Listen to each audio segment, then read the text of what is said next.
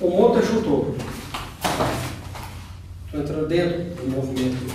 De novo, entrando lá dentro. Novamente, eu entro aqui. O que eu entro, canela com canela, pé fixo no chão.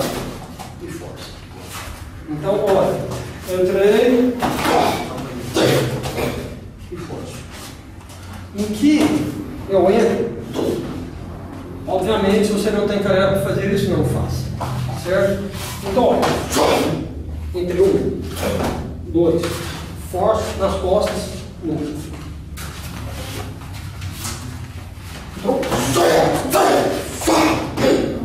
Entro daqui, olha o braço dele, está aqui. No que eu entro nesse ponto, essa perna entra, fixa e apenas quebra aqui. Certo?